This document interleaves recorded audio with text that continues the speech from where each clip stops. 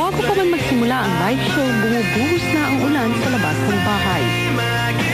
Maging sa loob, bumabaha na rin ang mga emosyon. Oh, talaga! Grabe na to! Ang intense. Ayokong may lumapit sa akin. Ayokong may mag-hug sa akin. Maiiyak ako. Oh no. Thank you, Rocky and What piece do you want, darling? I hope with a short time na Parang pag umalis ako, anong gusto mong remember? Oh my God! Marami na ako remember sa'yo. Please don't hug me. Maliit na bagay. Dala kaya ng tensyon kaya't may housemate na naglabas ng masamang damdamin. Dok, bili ako na. Bili ako. Sino nangutot sa inyo diya? Sino nangutot? Si Isay. Ako nang utotahan ko pa kanila ninyo. Bakit ang mukha ko? Parang ako yung utot. Parang ako yung utot. Ako gilagala niya sa suot. Tabingin ang lahat sa plasma. Ilang saglit pa'y nagsimula na ang totoong kaba sa pagpapaalam ng resulta ng botohan. Congratulations, you are safe tonight. Carol. Thank you.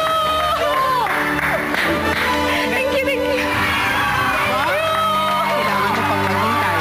Wow! Ang grabe yung feeling talaga. Yung heart ko, papam, papam, papam. Ligtas ka rin sa linggong ito. Yuri.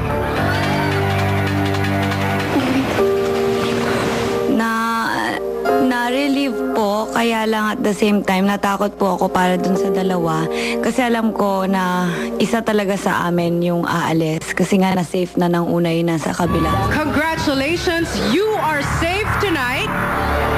Rob. Patria. Maraming salamat sa pagiging housemate mo sa loob ng bahay ni Kuya. Magpaalam ka na sa iyong mga kasama. Malungkot kasi may umalis sa House B na naman. At second, umalis si Patria. Kasi siya naman, isang tao na very jolly, very happy. Pagkatapos umalis siya, so parang ang hirap pa. Lahat kami malungkot, very sad po. Congrats. Yeah! Thank you! Sobrang magano na yun. Mahal ko kayo. Ex-housemate Patria, mga kapamilya! Sa paglabas ng isa na namang kasama, dama ang kalungkutan sa House B. Ang hirap naman ito.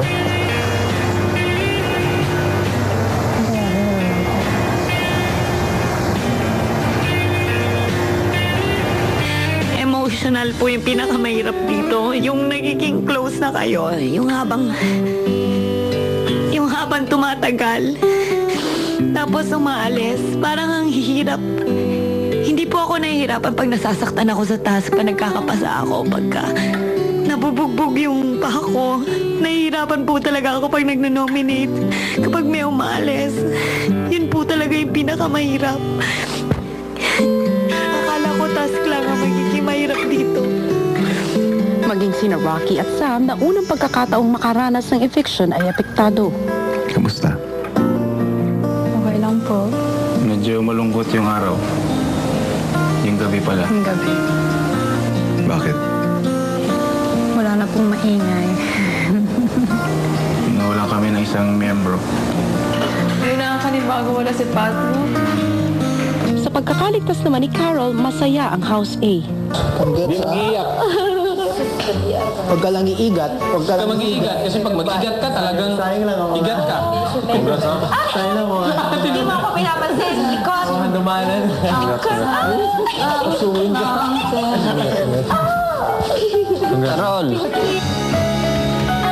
Kung inaakala niyong maulan na ang ulan ng panahon kahapon, asahan niyong doble pa ang typhoon at tensyon dito lang sa 6th nomination night ng Pinoy Big Brother Double Up. Hello Philippines and hello world! Live na live on a Sunday night. Aalamin natin kung sino-sino ang mga nominado sa linggong ito. At ngayon pa lang, eto na ang isang matinding pagbugso. Ang bilang ng nominado ay lampas sa 4. Meron nga kayang nag-tie.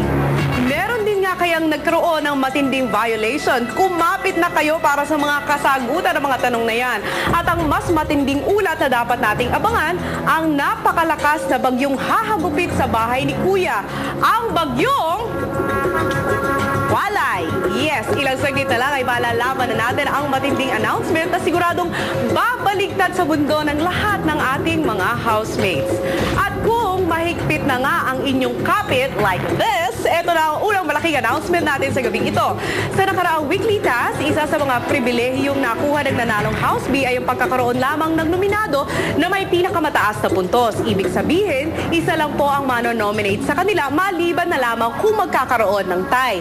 Sila rin po ay pipili ng isang taga-House A na papatawan nila ng automatic nomination. At maliban naman sa automatically nominated na housemate, magiging nominado rin sa House A ang makakakuha ng highest 2 votes sa naganap na nominasyon. Pero ang unang tanong na ating sasagutin, sino nga kaya ang pinili ng House B na patawan ng automatic nomination sa House A? Narito, panoorin yung lahat. Ibinigay sa House B ang task na piliin ang papatawan ng automatic nomination sa House A. Sa akin, opinion ko, dalawa lang ang gusto ko eh. Either pagpilian na natin si Johan at si Paul Jake. Hindi dahil ayaw ko sila, dahil malakas sila. Ako, I'd say Rika. Kasi, pwede rin. Napakalaking advantage niya. She fights as a girl. Pero katawan niya, yung strength niya is lalaki. Pwede. Tapos sobrang talino niya. Pwede rin. Samson, Kasi ang unfair. Ang nag-fighting girls to girls. Yeah. Lalaki pa rin siya no matter what eh. Sige, Rika na lang ako kasi. Kasi naman eh. Ako lalaki pa rin siya. Wala naman ako bayad lang masyado. Sa experience ko. Yung katawan pa rin niya, yung physical pa niya, malakas. Ang malaki lalaki. siya. Sabi nga ni Rocky, beauty and brains. Siya ang Beauty and the Beast. Beauty na siya, beast pa siya. Perfect tuloy lumalaki. So ang decision natin is Rika. I think Rika. Better. Sabi si Rika sa lahat ng games natatalo dahil Dahil si Rika. dahil lalaki siya. Housemates, nagbigay na ng desisyon ang House B kung sino sa inyo ang papatawan nila ng automatic nomination. Napagdesisyonan po ng karamihan na automatically nominate ay si Rika. Si Rika ang pinili niya. Opo, kuya. Bakit si Rika? Mas marami po nag-agree na pagdating po kasi sa mga skills challenges ganyan, si Rika po kasi so nagka-count po siya dun sa laban sa mga girls which lagi po nagiging disadvantage po pagdating sa amin dahil hindi po sila makamatch up sa physical strength and skills ni Rika. Kaya ay karamihan po nag-agree naman po sa reason.